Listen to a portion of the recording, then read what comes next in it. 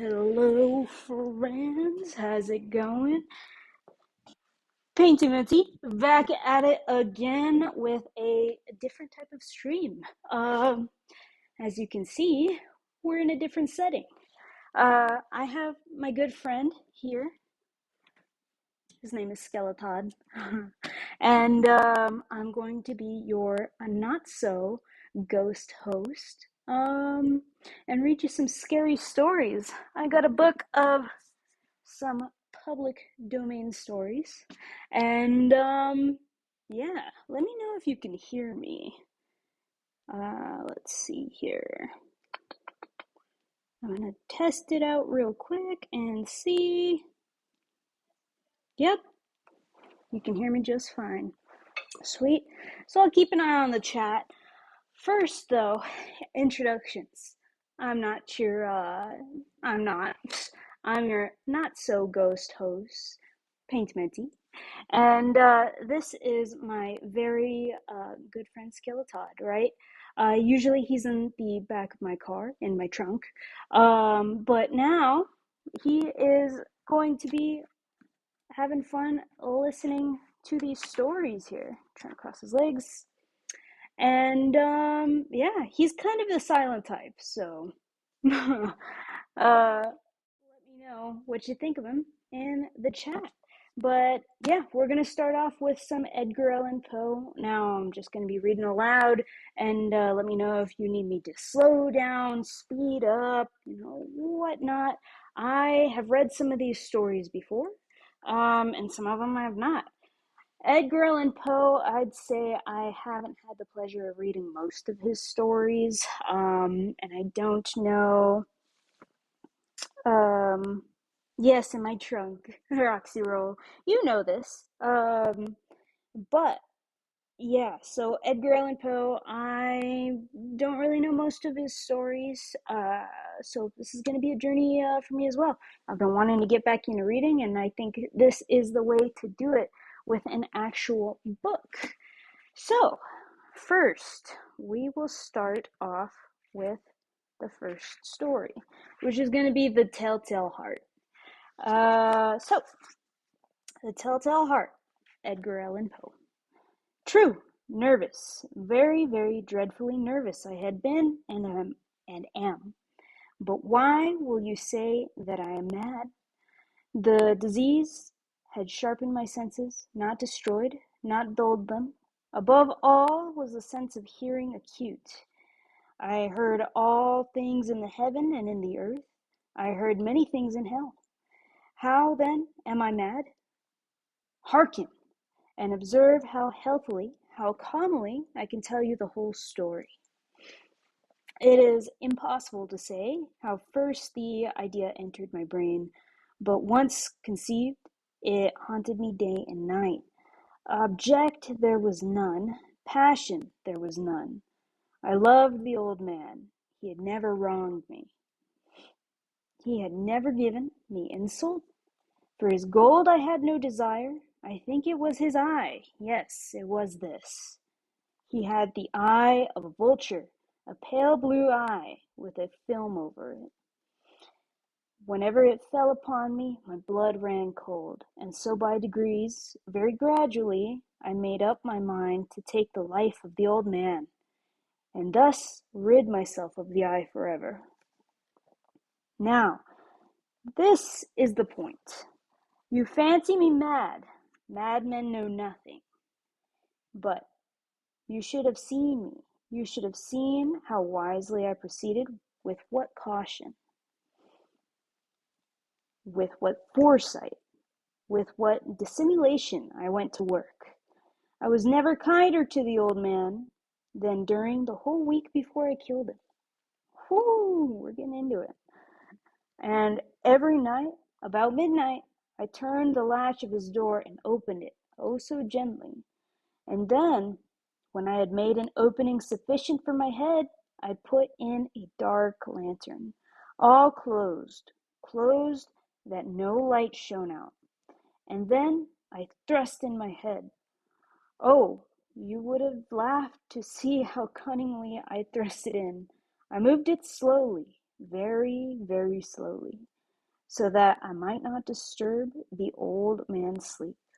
It took me an hour to place my whole head within the opening so far that I could see him as he lay upon his bed. Ha! Would a madman have been so wise as this? And then, when my head was well in the room, I undid the lantern cautiously, oh so cautiously, cautiously, for the hinges creaked. I undid it just so much that a single thin ray fell upon the vulture eye, and this I did for 7 long nights. Every night, just at midnight, but I found the eye always closed, and so it was impossible to do the work, for it was not the old man who vexed me, but his evil eye. And every morning, when the day broke, I went boldly into the chamber and spoke courageously to him, calling him by name in a hearty tone, and inquiring how he passed the night. So, you see, he would have been a very profound old man indeed, to suspect that every night, just at 12, I looked in upon him while he slept. Upon the 8th night, I was more than usually cautious in opening the door. A watch's minute a watch's minute, I'm just like messing all of this up. Let's see. A watch's minute hand moves more quickly than did mine. Never before the night had I felt extent of my own powers, had felt the extent of my own powers, of my sagacity, I would say.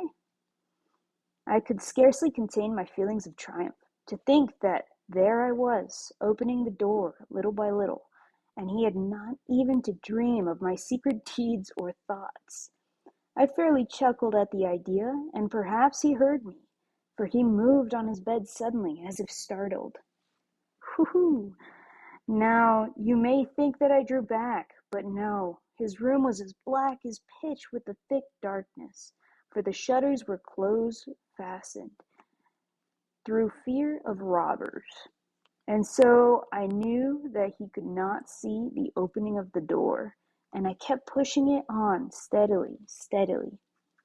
I had my head in, and was about to open the lantern when my thumb slipped upon the tin fastening, and the old man sprang up in bed, crying out, "Who's there?" I kept quite still and said nothing. For a whole hour I did not move a muscle, and in the meantime I did not hear him lie down. He was sitting, still sitting, up in the bed listening, just as I have done, night after night, hearkening to the death watches in the wall. Woo-hoo! Presently I heard a slight groan, and I knew it was a groan of a mortal terror. It was not a groan of pain or of grief, oh no. It was the low stifled sound that arises from the bottom of the soul when overcharged with awe. I knew the sound well. Many a night, just at midnight, when all the world slept, it was welled up from my own bosom, deepening with its dreadful echo the terrors that distracted me. I say I knew it well. I knew what the old man felt and pitied him. Although I chuckled at heart, I knew that he had been lying awake ever since the first slight noise, when he had turned in the bed.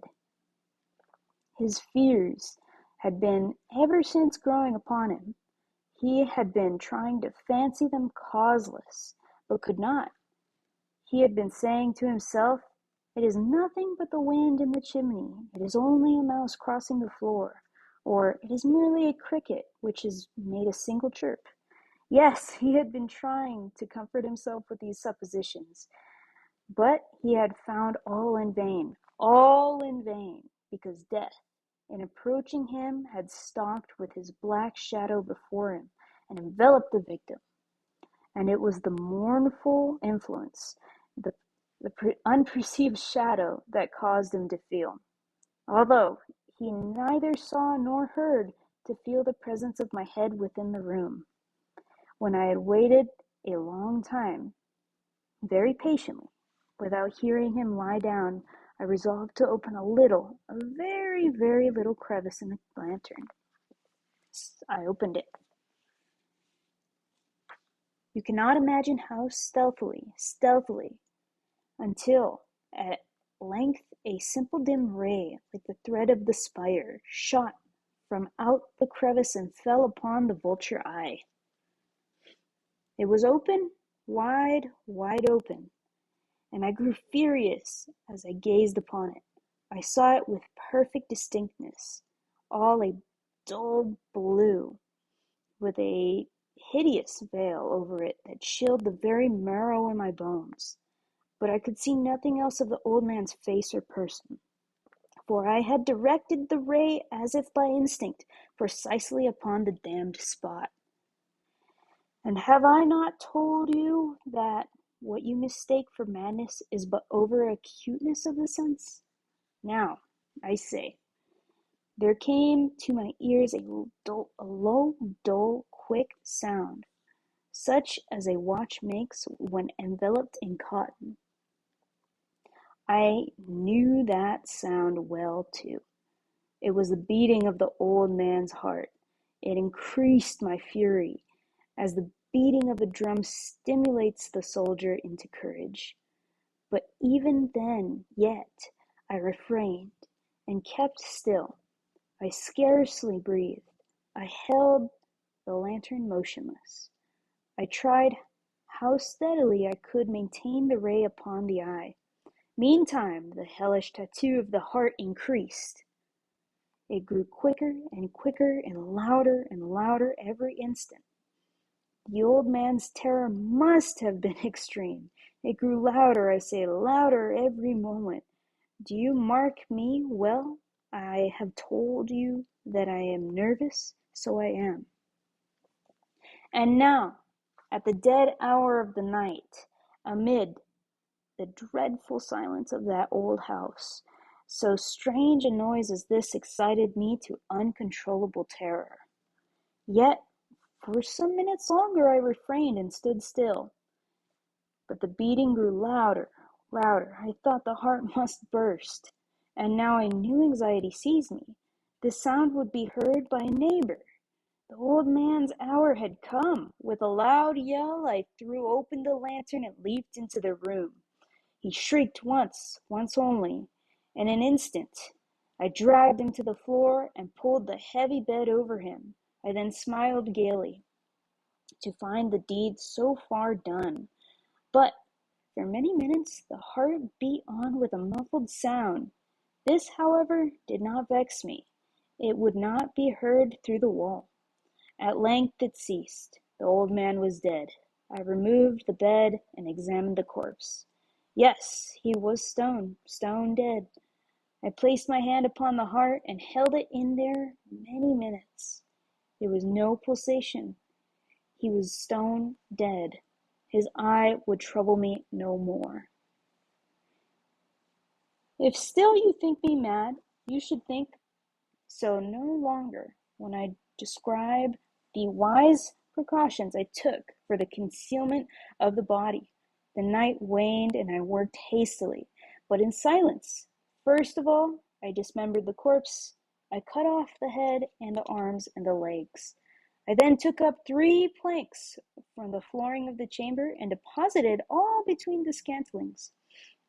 I then replaced the boards so cleverly, so cunningly, that no human eye, not even his, could have detected anything wrong. There was nothing to wash out, no stain of any kind, no blood spot whatsoever. I have been too wary for that. A tub had caught all. Ha ha! When I had made an end of these labors, it was 4 o'clock, still dark as midnight. As the bells sounded the hour, there came a knocking at the street door. I went down to open it with a light heart, for what now had I to fear? There entered 3 men who introduced themselves with perfect suavity as officers of the police. A shriek had been heard by a neighbor during the night. Suspicion of foul play had been aroused. Information had been lodged at the police office, and they, the officers, had been deputed to search the premises. I smiled, for what had I to fear? I bade the gentleman welcome. The shriek, I said, was my own in a dream. The old man I had mentioned was absent in the country. I took my visitors all over the house. I bade them search well. I led them at length to his chamber. I showed them his treasures, secure, undisturbed. In the enthusiasm of my confidence, I brought chairs into the room and desired them here to rest from their fatigues, while I myself, in the wild audacity of my perfect triumph, placed my own seat upon the very spot beneath which reposed the corpse of the victim. The officers were satisfied. My manner had convinced them. I was singularly at ease. They sat, and while I answered cheerily, they chatted of familiar things. But ere long, I felt myself getting pale and wished them gone. My head ached, and I fancied a ringing in my ears, but still they sat, still chatted. The ringing became more distinct. It continued and became more distinct. I talked more freely to get rid of the feeling, but it continued and gained definiteness, until at length I found that the noise was not within my ears. No doubt I now grew very pale, but I talked more fluently and with a heightened voice. Yet the sound increased, and what could I do? It was a low, dull, quick sound, much such a sound as a watch makes when enveloped in cotton. I gasped for breath, and yet the officers heard it not. I talked more quickly, more vehemently, but the noise steadily increased. I rose and argued about trifles in a high key and with violent gesticulations, but the noise steadily increased. Why would they not be gone? I paced the floor to and fro with heavy strides, as if excited to fury by the observations of the men, but the noise steadily increased. Oh God, what could I do? I foamed, I raved, I swore. I swung the chair upon which I had been sitting and grated it upon the boards, but the noise rose over all and continually increased. It grew louder, louder, and still the men chatted pleasantly and smiled. Was it possible they heard not? Almighty God, no, they heard, they suspected, they knew. They were making a mockery of my horror. This I thought, and this I think. But anything was better than this agony, anything was more tolerable than this derision. I could bear those hypocritical smiles no longer. I felt that I must scream and die, and now, again, hark, louder. Villains, I shrieked, dissemble no more, I admit the deed. Tear up the planks, here, it is the beating of his hideous heart.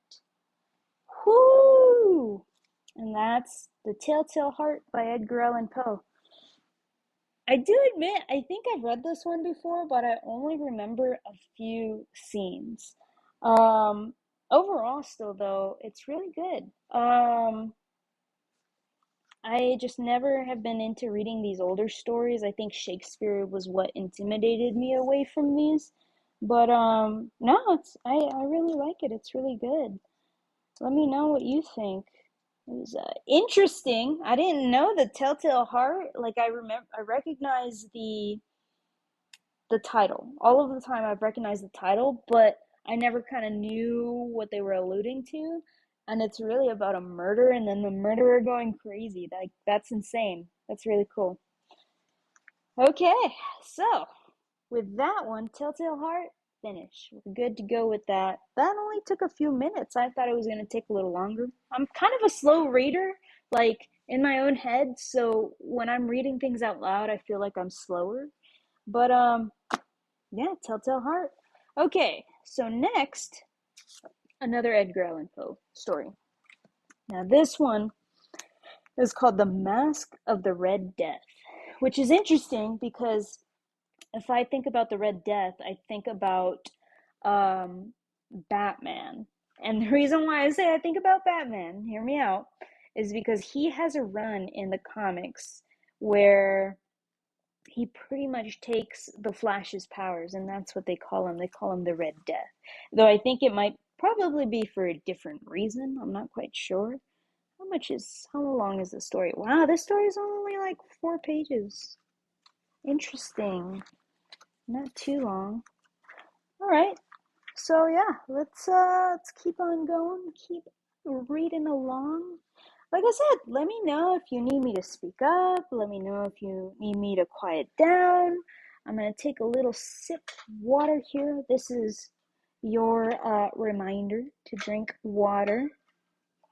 Your daily reminder, minutely reminder.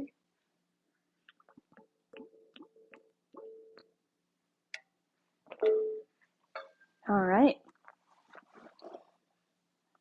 All right, here we go. The Masque of the Red Death. Edgar Allan Poe. The Red Death had long devastated the country. No pestilence had ever been so fatal or so hideous.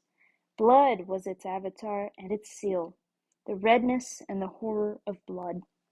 There were sharp pains and sudden dizziness, and then profuse bleeding at the pores, with dissolution. The scarlet stains upon the body, and especially upon the face of the victim, were the pest ban which shut him out of the aid, or shut him out from the aid and from the sympathy of his fellow men. And the whole seizure, process, and termination of the disease were the incidents of half an hour. But the Prince Prospero was happy and dauntless and sagacious. Sagacious? Sagacious.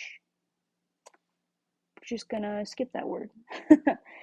When his dominions were half depopulated, he summoned to his presence 1,000 hale and light-hearted friends from among the knights and dames of his court, and with these retired to the deep seclusion of one of his castellated abbeys. This was an extensive and magnificent structure, the creation of the prince's own eccentric yet august taste. A strong and lofty wall girdled in it. This wall had gates of iron. The courtiers, having entered, brought furnaces and massy hammers and welded the bolts. They resolved to leave the means neither of ingress or egress to the sudden impulses of despair or of the frenzy from within. The abbey was amply provisioned. With such precautions, the courtiers might bid defiance to contagion. The external world could take care of itself.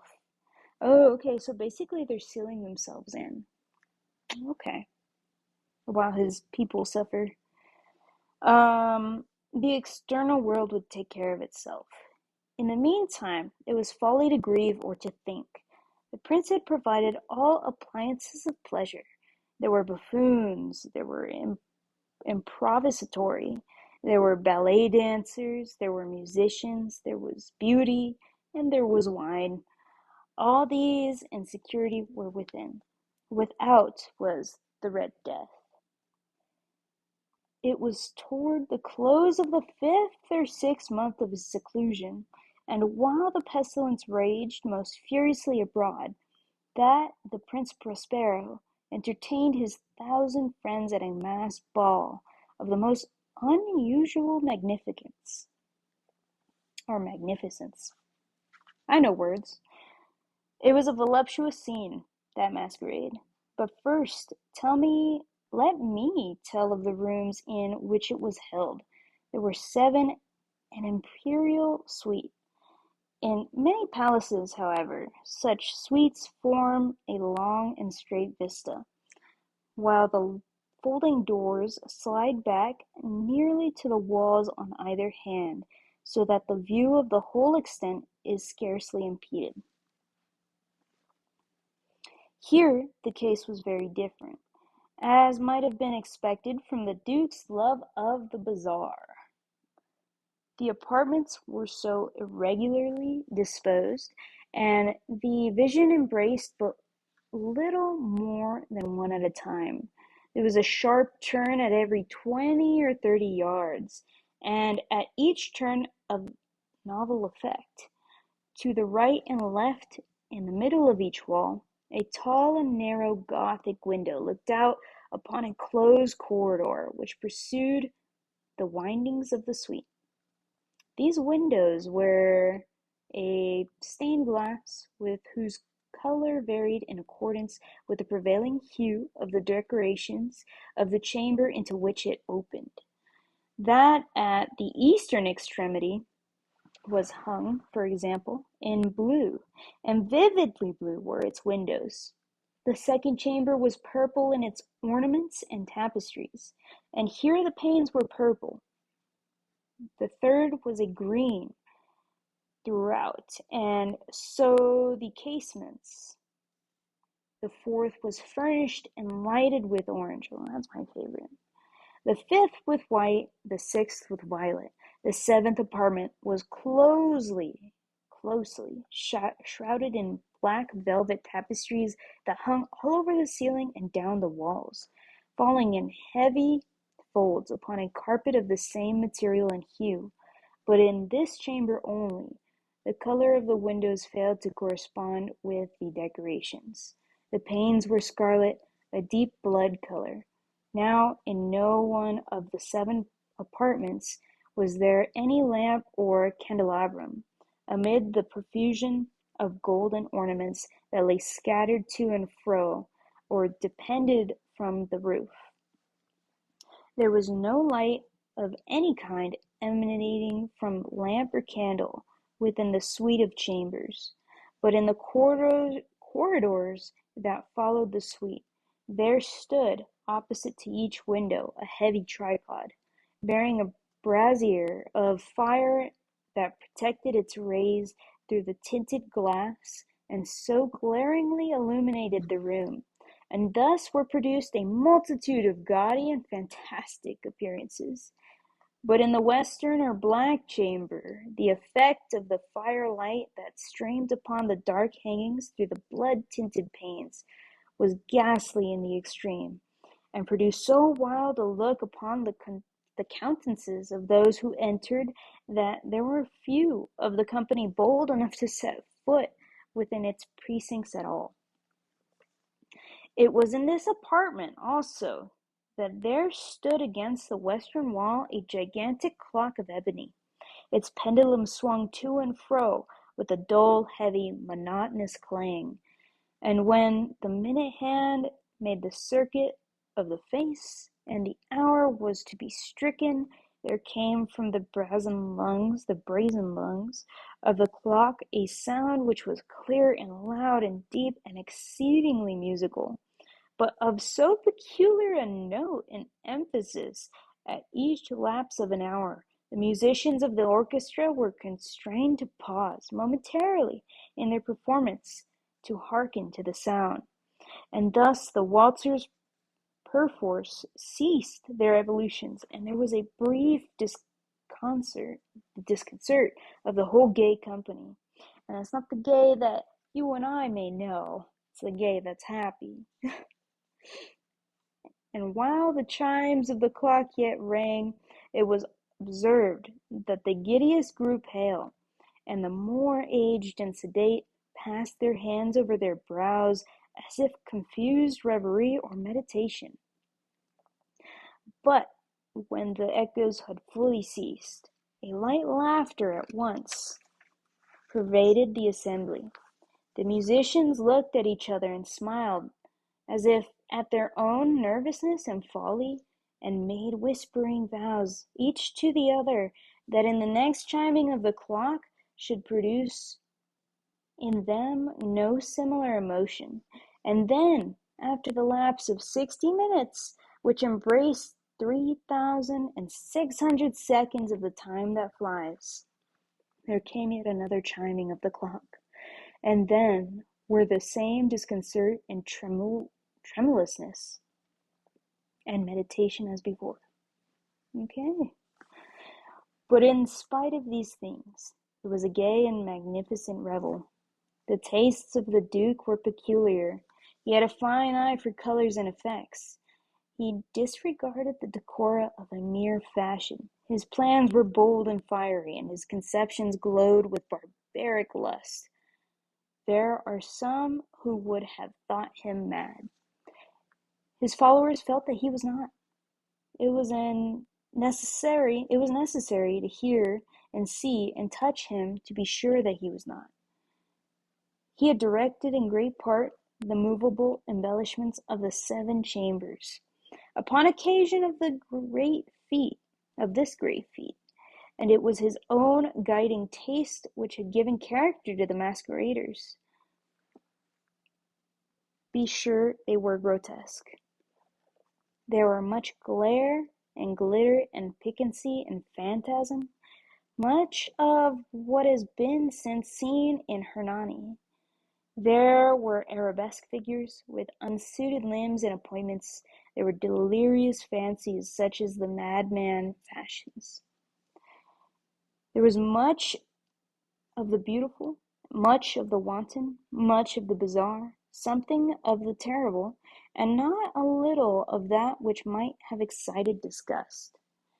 To and fro in the 7 chambers there stalked, in fact, a multitude of dreams, and these the dreams, writhed in and about, taking hue from the rooms and causing the wild music of the orchestra to seem as the echo of their steps. And then there strikes the ebony clock which stands in the hall of the velvet, and then in a moment all is still, all is silent save the voice of the clock. The dreams are still frozen as they stand, but the echoes of the chime die away. They have endured but an instant, and a light, half-subdued laughter floats after them as they depart. And now again the music swells, and the dreams live and writhe to and from more merrily than ever, taking hue from the many-tinted windows through which stream the rays from the tripods. But to the chamber which lies most westwardly of the 7, there are now none of the maskers who venture, for the night is waning away, and there flows a ruddier light through the blood-colored panes, and the blackness of the sable drapery appalls. And to him whose foot falls upon the sable carpet, there comes from the near clock of ebony a muffled peal more solemnly emphatic than which reaches their ears who indulge in the more remote gaieties of the other apartments. But these other apartments were densely crowded, and in them beat feverishly the heart of life, and the revel went whirringly on, until at length there commenced the sound of the midnight upon the clock, and then the music ceased, as I have told, and the evolutions of the waltzers were quieted, and there was an uneasy cessation of all things as before. But now there were 12 strokes to be sounded by the bell of the clock, and thus it happened, perhaps, the more of thought crept with more of time into the meditations of the thoughtful among those who revelled. And thus, too, it happened, perhaps, that before the last echoes of that chime had utterly sunk into silence, there were many individuals in the crowd who had found leisure to become aware of the presence of the masked figure who had arrested the attention of no single individual before. And the rumor of this new presence having spread itself whisperingly around, there arose at length from the whole company a buzz, or murmur expressive of disapprobation and surprise, and then finally a terror of horror and of disgust. In an assembly of phantasms such as I have painted, it may well be supposed that no ordinary appearance could have excited such a sensation. In truth, the masquerade license of the night was nearly unlimited, but the figure in question had out-Heroded Herod and gone beyond the bounds of even the prince's indefinite decorum. There are chords in the hearts of the most reckless which cannot be touched without emotion. Even with the utterly lost, to whom life and death are equally jests, there are matters of which no jest can be made. The whole company, indeed, seemed now deeply to feel that in the costume and bearing of the stranger neither wit nor propriety had existed. The figure was tall and gaunt, and shrouded from head to foot in the habiliments of the grave. The mask which concealed the visage was made so nearly to resemble the countenance of a stiffened corpse that the closest scrutiny must have had difficulty in detecting the cheat. And yet all this might have been endured if not approved by the mad revellers around. But the murmur had gone so far as to assume the type of the Red Death. His vesture was dabbed in blood, and his broad brow, with all the features of the face, was besprinkled with the scarlet horror. When the eyes of the Prince Prospero fell upon this spectral image, which, with a slow and solemn movement, as if more fully to sustain its role, stalked to and fro among the waltzers, he was seen to be convulsed, in the first moment with a strong shudder either of terror or distaste, but in the next his brow reddened with rage. "Who dares?" he demanded hoarsely, as the courtiers who stood near him, "who dares insult us with this blasphemous mockery? Seize him and unmask him, that we may know whom we have to hang at sunrise from the battlements." It was in the eastern or the blue chamber in which stood the Prince Prospero as he uttered these words.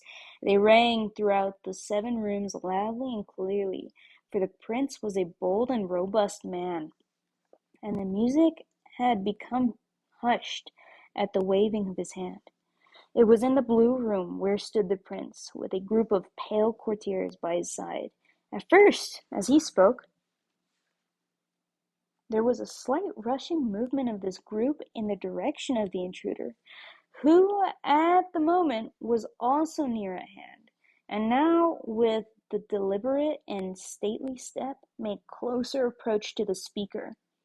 But from a certain nameless awe with which the mad assumptions of the mummer had inspired the whole party, there were found none who put forth hand to seize him, so that, unimpeded, he passed within a yard of the prince's person, and while the vast assembly, as if with one impulse, shrank from the centers of the rooms to the walls, he made his way uninterruptedly, but with the same solemn and measured step which had distinguished him from the first, through the blue chamber to the purple, through the purple to the green, through the green to the orange, through this again to the white, and even thence to the violet, ere a decided movement had been made to arrest him. It was then, however, that the Prince Prospero, maddening with rage, and the shame of his own momentary cowardice, rushed hurriedly through the 6 chambers, while none followed him on account of a deadly terror that had seized upon all. He bore aloft a drawn dagger, and had approached in rapid impetuosity to within 3 or 4 feet from the retreating figure, when the latter, having attained the extremity of the velvet apartment, turned suddenly and confronted his pursuer. There was a sharp cry, and the dagger dropped, gleaming upon the sable carpet, upon which instantly afterwards fell prostrate in the death of Prince Prospero. Then, summoning with wild courage of despair, a throng of the revellers at once threw themselves into the black apartment, and, seizing the mummer, whose tall figure stood erect and motionless within the shadow of the ebony clock, gasped in unutterable horror at finding the grave cerements and corpse-like mask which they handled with so violent a rudeness, untenanted by any tangible form. And now was acknowledged the presence of the Red Death. He had come like a thief in the night, and one by one dropped the revellers in the blood-bedewed halls of their revel, and died each in the despairing posture of his fall. And the life of the ebony clock went out with that of the last of the gay, and the flames of the tripods expired, and darkness and decay and the Red Death held illimitable dominion over all. And with that ends our time. The Red Death. That's I would say that was interesting. Uh we got Mr. Skeletod wearing some red over here. And me, I'm wearing like a shiny black. That's kind of how I imagined the black velvet room to look like. Um but I don't know, what do you think? I think that the Red Death was probably a ghost of all the people that died from that plague that they were all trying to hide from. But I think with Edgar Allan Poe, I think it's all of his stories are pretty much up for interpretation. Um, anyway, we'll keep it short here. Keep it good. I'm gonna be doing this every Sunday, reading from this book. Um, Pretty much, all of them are from the public domain. So they're all scary stories, scary, creepy, I would say, spooky. Um, yeah, so I'm going to be reading those every Sunday, 7 o'clock. I might be a little later some days, I might be a little earlier, really depends. Um, but yeah, let me know how you like this. If you catch this on YouTube later, comment down below what stories would you like to hear. We have a really, really special one for the end of the month, the 29th, I think. No, I think it's the 27th. That one I'm super excited to read. I'm excited to read all of these, of course, but yeah, I'm gonna be wearing little outfits like this. I got my boots on, my spooky boots. Um, but yeah, I really liked both of those. Now I had to read them in school, I remember, but other than that, I've not really read a lot of these older stories, and I always was like, man, I wish I did read it in school. Now that they're in the public domain, though, they are pretty easy to access online. I have a whole compiled book of some of these stories. So I got like H.P. Lovecraft, I've got Edgar Allan Poe, I got Charles Dickens, um, a lot of these ones. One of my favorites that we are going to be reading either next week or the week after is called The Yellow Wallpaper, um, which is super exciting. I'll let you know kind of closer to the date what that one's about. But keep up on my Instagram. I'm always updating what I'm going to be reading next there, also the games that I'm playing, the art streams. As you can see, I actually do wear glasses. So, if you see my avatar with glasses on Twitch, it's one that gotta wear glasses. I wasn't wearing any contacts, didn't want to put contacts in, and I want to look smart when I'm reading this book. But yeah, otherwise, guys, I will catch you later. My silent friend here, Skeletod, is also saying bye. And yeah, I hope y'all have a wonderful rest of your week, a wonderful rest of your night. Next week, back at it again. Tuesday, we're going to be doing an art stream, 7 o'clock this time. We're gonna be doing another game stream starting 7 o'clock on Friday. Doing Spider-Man. That's gonna be our second time. This one, not this one. That's three. Second time playing playing that. Our first time playing was the last episode. I said that really weird. I swear I know English, but basically, we're gonna be playing Spider-Man on Friday at 7 p.m. And then, yeah, again on the Sunday, 7 p.m. sharp. Otherwise, though, like I said, I hope you all have a wonderful rest of your night. And take care. Don't let the bed bugs bite. And bye, guys. I gotta like get super close. Bye.